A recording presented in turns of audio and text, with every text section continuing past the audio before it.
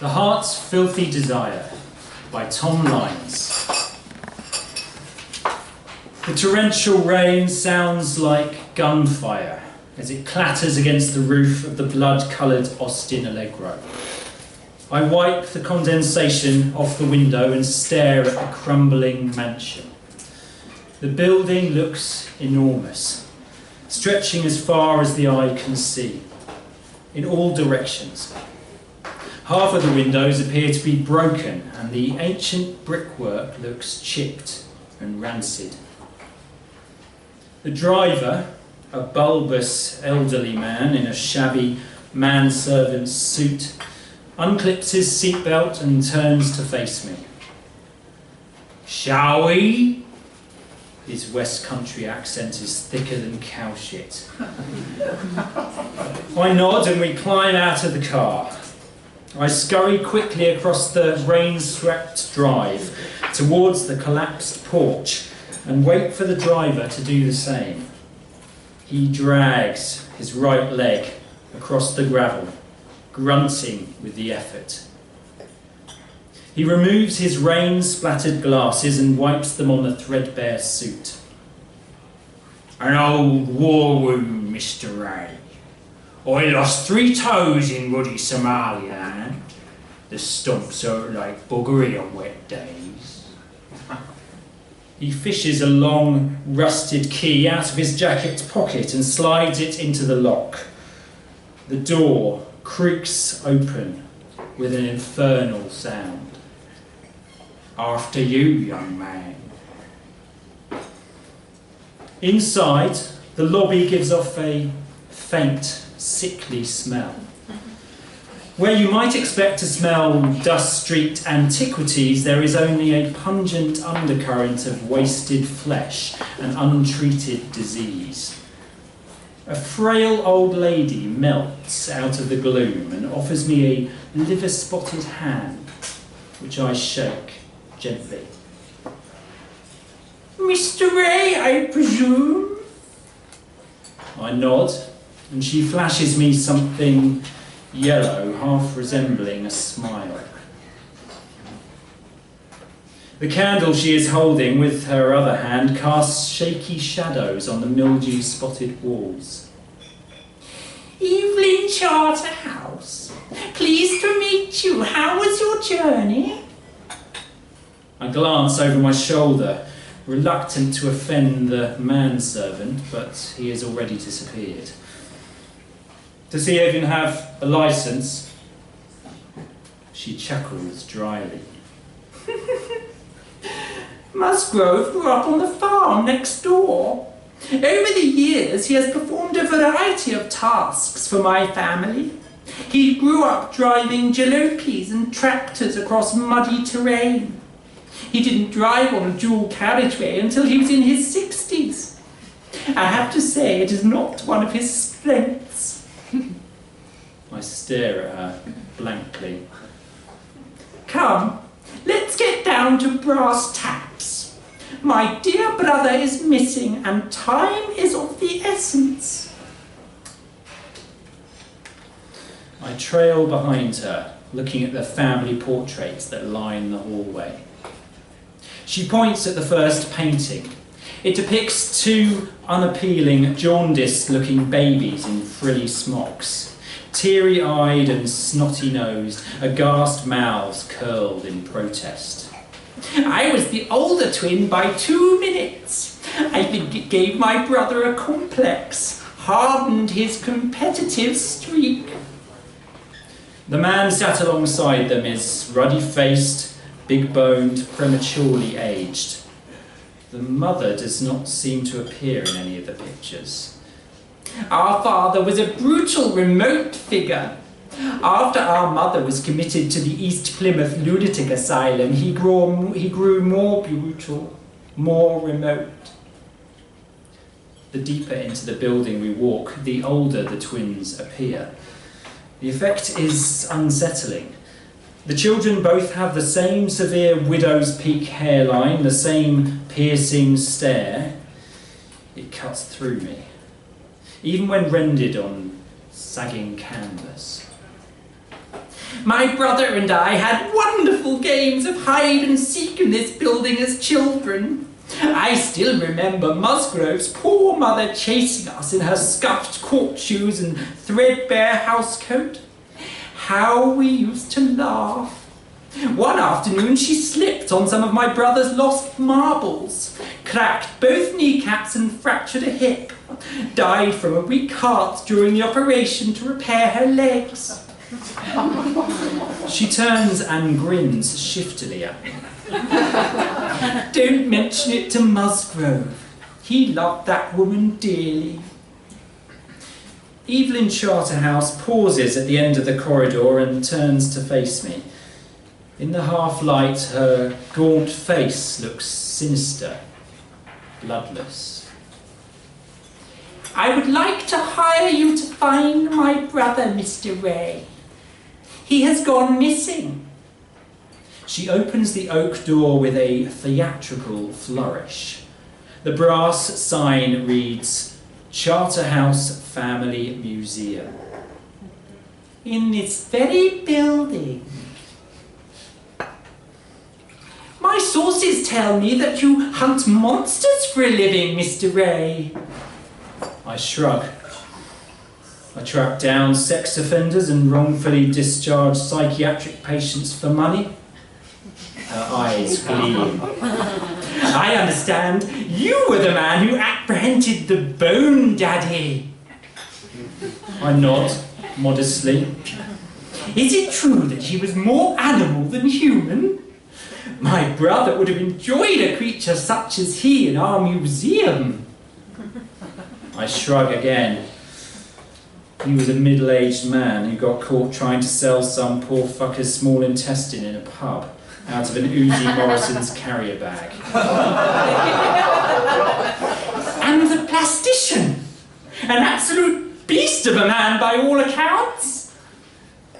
The plastician? He was an ageing ex-con with dead eyes and arms half rotted with eczema. I clear my throat. Don't believe everything you read, Miss Charterhouse. Oh, please call me Evelyn, young man. We don't stand on ceremony round here, do we, Musgrove? Abruptly, Musgrove appears, wheeling the clattering, wonky-wheeled tea trolley into the museum. The decrepit manservant pours me and Miss Charterhouse strong-looking cups of tea with a trembling, arthritic hand. I was an intrepid soul, Mr. Ray, but monster hunting was no job for a lady. Father forbade it and enrolled me in secretarial college. He saw that as a suitable job for a delicate young woman. Of course, he insisted that my brother follow him into the family business. Salvage, looting, racketeering. He was a sickly child, and father was terrified that he would turn into a damned sissy. I nod sympathetically. Not the marrying kind. That was what people said about my brother. Cruel, wasn't it? I scratch my jaw. I was married once. It didn't last long and it wasn't much fun. Trust me, it's overrated. She leans into me and squeezes my bicep. Oh, you are quite delightful, Mr. Ray. I glance into the murky interior, but I can't make out a fucking thing.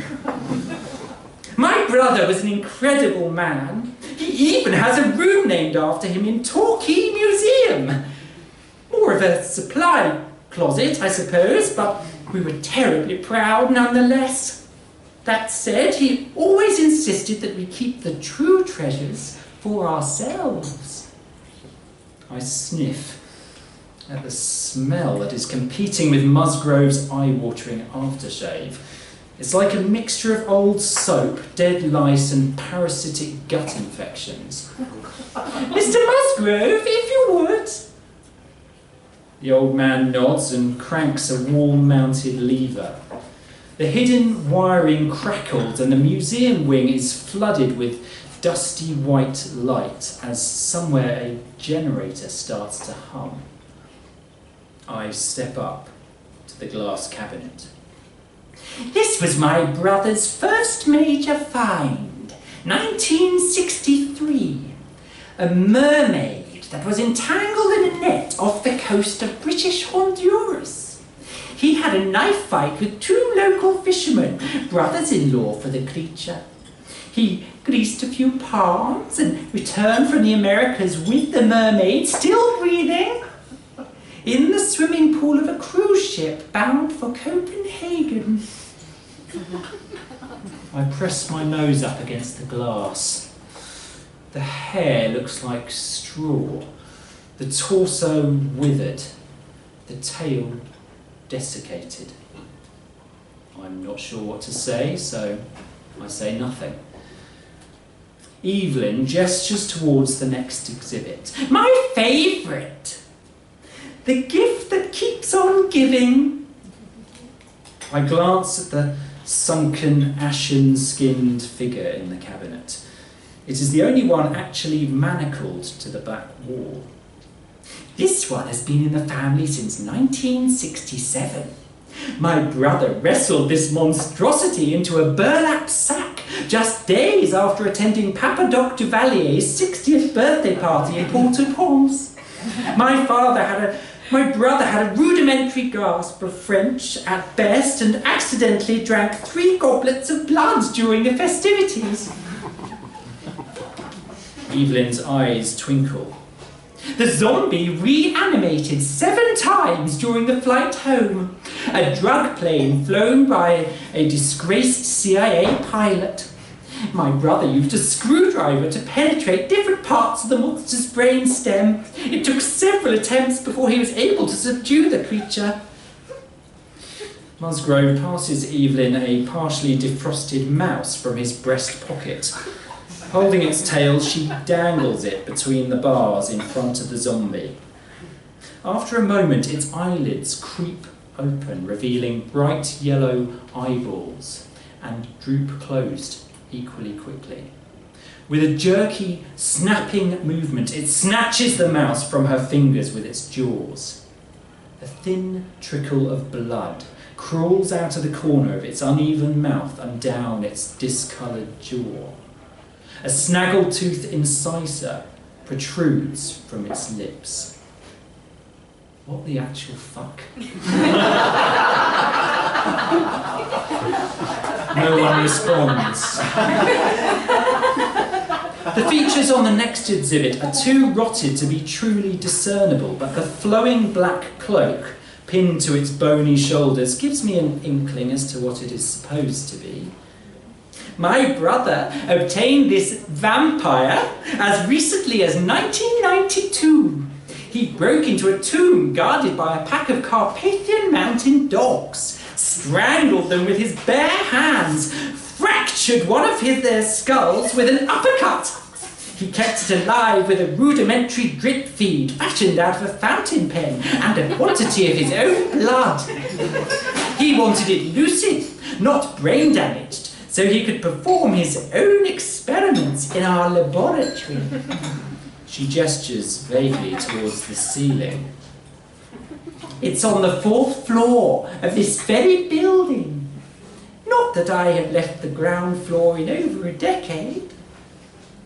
I shuffle down the corridor, keen to get this over with. Who the fuck is she?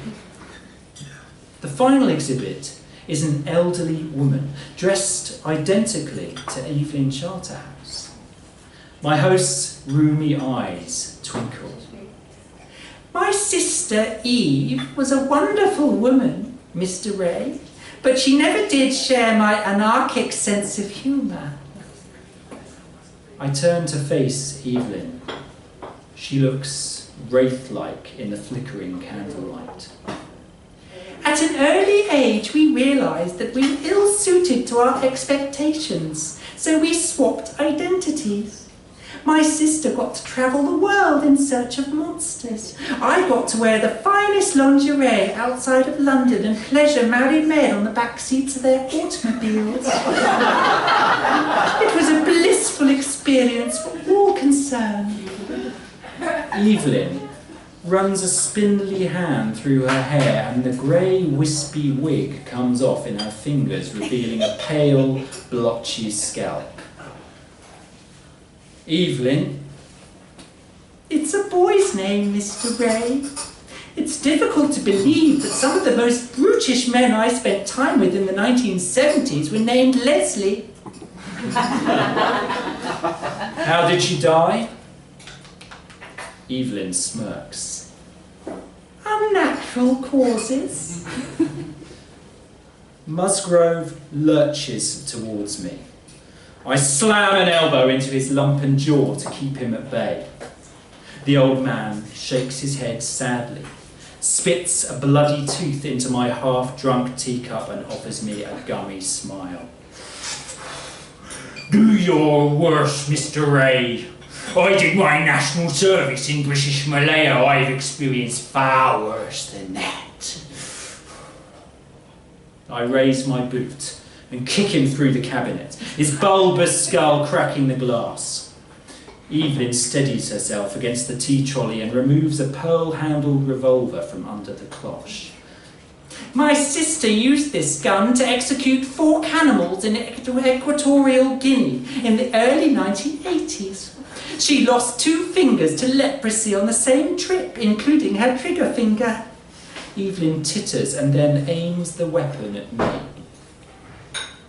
I do wish Eve were here to see you become our latest exhibit, Mr. Ray. Evelyn squeezes the trigger and the gunshot shatters the murky glass of the display cabinet behind me, the bullet embedding in the zombie's shoulder. I step towards Evelyn and remove the gun from her clammy, trembling hand. I must say, this little game was fun while it lasted. If you say so. Behind me I hear the crinkle of dead flesh, the snap of ancient joints, the jangle of rusted chains, a guttural growl from a clotted throat. I check the barrel of the gun. One more bullet. Evelyn cringes away from the zombie. I consider putting one of the poor specimens out of their misery. But think better of it, and stuff the revolver down the back of my jeans. Evelyn shrieks as the monster claws at her wrinkled skull. I slam the oak door closed and twist the rusted key in the lock. Behind me, not for the first time, the dead whisper my name.